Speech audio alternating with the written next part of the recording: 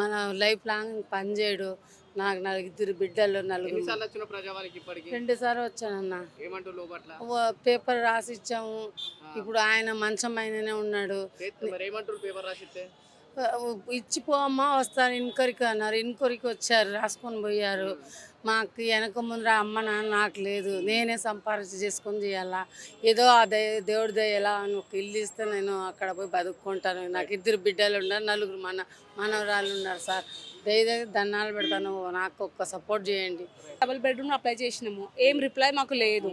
ఇంటి దగ్గర అన్నారు మేము వస్తాము చెక్ చేస్తామని, ఏం లేదు. ఇంతకు ముందు ఏంటంటే లోపల పోతే కూడా మనకి కొంచెం లేడీస్ ఉన్నారు, అందరు కొంచెం చెప్పాలి, అందరు లేడీస్ వాళ్ళు కదా ఇది ఉంది లేదంటే ఏం ప్రూఫ్ ఇప్పటిదాకా అయితే ఇవ్వలేదు. ఇప్పుడు లోపల ఏమంటుంది మరి ఎట్లుంది స్పందన? స్పందన ఎందుకండి, ఇప్పుడు నాకు ఏమైనా మెసేజ్ వస్తే ఏమైనా మాకు హామీ ఇస్తే అప్పుడు మాకు భరోసా ఉంటుంది, మంచిగా ఉంటుంది. లోపల అప్లికేషన్ ఇచ్చిలా ఇచ్చినారు, జస్ట్ ఏం లేదు వెళ్ళిపోండి అమ్మ అన్నారు. కానీ అది ఎందుకు ఎప్పుడు వస్తుంది, మీకు ఎట్లా వస్తుంది? ఎందుకండి అమ్మ ఇట్లా ఇప్పుడు వస్తుంది ఇంటికి కొన్ని, ఏం లేదు జస్ట్ ఆధార్ కార్డు తీసుకున్నారు, వెళ్ళిపోండి అమ్మ అంటున్నారు. కానీ మాకు ఇప్పుడు నేను చెప్తున్నా ఇప్పుడు వస్తుందా అంటే మళ్ళీ మాకు అర్థమైంది. ఇప్పుడు మాకు అర్థం లేదండి, మేము రెంటింట్లో ఉంటున్నాము. ఇప్పుడు ఏందంటే మీరు వచ్చిన తర్వాత కూడా మాకు చూపెట్టాలి, ఇదిగో అమ్మాయి ఇప్పుడు ఈ టైంకి వస్తుంది, ఈ టైంకి రాదని మీరు చెప్పాలి కదా. ఏం లేదండి ఆడ. మరి ఎట్లుంది సంవత్సరం అవుతుంది కాంగ్రెస్ పార్టీ అధికారంలోకి వచ్చి, ప్రజాపాలన అంటే ఎట్లుందంటే ఏం చెప్తారు? ప్రజాపాలన అంటే నాకు ఏ ప్రజాపాలన నుంచి ఏం దొరకలేదు నాకు. 6 గ్యారెంటీలు ఇచ్చినట్లు ఏం లేదండి, 6 గ్యారెంటీలు ఉన్నాను అంటున్నారు వాళ్ళు, కానీ నిజంగా ఏం గ్యారెంటీలు లేవు. మీరు అందరు టీవీలో చూస్తారా? చూస్తా. మరి ట్యాంక్ బండ్ మీద పెద్ద పండుగ చేసిండు, అందినాయని. ఇప్పుడు పండుగ చేస్తున్నారంటే అది ఎవరెవరికి చేస్తున్నారు, కానీ పేదవాళ్ళకైతే ఏం చేయట్లేరండి. ఒకవేళ అందరు అంటున్నారు ఇప్పుడు, అవును ఇప్పుడు కేసీఆర్ వస్తే కూడా అందరికి ఇది ఏమన్నా బతుకమ్మ సారీలు కూడా ఉంటే మేము బతుకమ్మ ఆడేవాళ్ళు నిజంగా. అంటే ఇప్పుడు ఏం లేవండి మాకు, ఎట్లా చెప్పండి? ఇప్పుడు మన ప్రజాపాలన దేనికి అంటారు? ఇప్పుడు నాకు లేదు, నా ఏం 200 500 నుంచి ఏం రాలేదండి మాకు. అస్సలు మా అత్తమ్మకి నిజంగా అంటే 25-30 ఇయర్స్ అయింది. పింఛన్ గురించి మొన్న వస్తే మెసేజ్ వస్తుంది అమ్మ అన్నారు, ఇంకా ఏం లేదు ఆడ, ఏం పెన్షన్ రాలేదు, ఏం రాలేదండి ఇప్పుడు దాకా. ఇదిగోండి ఇవి ఇస్తాం అనకూడదు, ఫస్ట్ ఇవ్వాలి, ఓకేనా? ప్రజాపాలన దేనికి అంటారంటే ఫస్ట్ మీరు ప్రజలకి చెయ్యాలి, దాని తర్వాత పాలన చేయాలి. ఇప్పుడు నాకైతే అనిపించట్లేదండి, ఎందుకంటే ఇప్పుడు బస్ ఫ్రీ ఉంది, ఓకే కొన్ని చేస్తున్నారు, మెల్లమెల్లగా చేస్తామంటున్నారు. ఇప్పుడైతే 1 year 9 అవుతుంది, కానీ ఏం లేదు మాకు.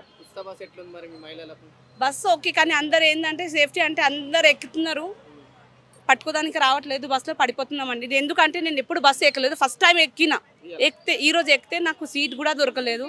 అందరు ఇంత జనాలు ఉన్నారంటే అసలు నేను షివర్ అవుతున్నా నిజంగా. అంటే బస్సులో ఎక్కినా తృప్తి గురించి, కానీ షివర్ అవుతున్నా నేను ఎక్కితే. మళ్ళీ అట్లనే నించుని, కానీ అందరికీ సమానం ఉంటే, ఒకవేళ అందరు లేడీస్కి సేఫ్టీ కావాలి మాకు, బస్సులు ఎక్కితే కూడా మీరు కూర్చోవాలి. కొంతమందికి ఒక మాట, ఇప్పుడు నేను ఫస్ట్ టైం ఎక్కినా నేను షివర్ అయినా, వేరే వాళ్ళకి ఎక్కడానికి రాదు. మరి మళ్ళీ నువ్వు అన్నీ చేసిన ఏడ ఉంది ప్రజాపాలన చెప్పండి? నాకు ఇప్పుడు దాకానే బెడ్రూమ్ రాలేదండి. డబుల్ బెడ్రూమ్ గురించి చాలా తిప్పలు పడుతుంది. అది ఎవరికి ఇచ్చినారో మాకు తెలియదు, మాకు కానీ ఇవ్వాలి కదండి. ఇంద్రమ్మ అంటున్నారు, కానీ అది ఏడ ఉంది మాకు తెలియదు. ఇంకా రాలేదు అంటున్నారు. నేను సార్ దగ్గరికి లెటర్ ఇవ్వడానికి వచ్చాను. ఆటో గురించి. మాకు బస్సెస్ నడుస్తున్నాయి, దందలు లేవు, ఆటోలు లేవు, రెంట్ ఎక్కువైపోయింది, రెంట్ కట్టలేక చాలా బాధలో ఉన్నాను నేను. అందుకోసం కనీసం 30-35 సంవత్సరాల నుంచి ఆటో నడుపుతున్నా. గత 30 సంవత్సరాల నుంచి ఇట్లాంటి సమస్య ఇప్పుడు వచ్చిందా? గిరాకీ లేకుండా ఆటోలో మనుషులు లేకుండా, కానీ ఇప్పుడు సార్ వచ్చిన పని సార్ జర చేసిండు, మాకు ఆటోలలో సాయం చేస్తున్నారు. ఇస్తా అని చెప్పారు కానీ ఇంకా రాలేదు. ఇంకా ఎందుకంటే ఇప్పుడు ఆయనవి వచ్చి సంవత్సరం అవుతుంది, ఇంకా సడన్గా అయితే చెప్పలేదు, ఎవరైనా చేయలేము కదా, మెల్లమెల్లగా స్టెప్ అవుతుంటుంది. ఇక దాని గురించి నేను ఏం చేశానంటే ఆటో గురించి సార్ లోన్తో ఇప్పించినా నేను నడిపించుకొని బ్యాంకులో కట్టుకుంటాను. నా పేరు వెంకటరత్నం అండి, ఖమ్మం జిల్లా నుండి వచ్చా. మేము సమగ్ర శిక్షలో కాంట్రాక్ట్ ఎంప్లాయీస్గా పనిచేస్తున్నాము. గత 13 సంవత్సరాల నుండి మేము ఈ యొక్క సిఆర్పిగా నేను ఖమ్మంలో నిర్వహిస్తున్నాను. గతంలో ఇచ్చిన ప్రభుత్వం మాటలు పక్కన పెట్టేసి ప్రజెంట్ ముఖ్యమంత్రి గారు రేవంత్ రెడ్డి గారు మమ్మల్ని సమాన పనికి సమాన వేతనం మరియు లేదా రెగ్యులర్ చేస్తానని మాట ఇవ్వడం జరిగింది. అయితే ఈ యొక్క మాట ప్రకారం మేము ఒక 1 ఇయర్ వరకు వెయిట్ చేయడం జరిగింది. ప్రభుత్వం యొక్క ఆర్థిక పరిస్థితులు ఎలా ఉన్నా కానీ గవర్నమెంట్ ఉద్యోగస్తులకు ఏవైతే ఇప్పుడు ప్రజెంట్ కూడా మామూలుగా వాళ్ళకి శాంక్షన్ చేస్తున్నారో అలాగే మాకు కూడా సమాన పనికి సమాన వేతనం ఇస్తూ రెగ్యులరు చేయాలనేది మేము ప్రధాన డిమాండ్గా ఉన్నాము.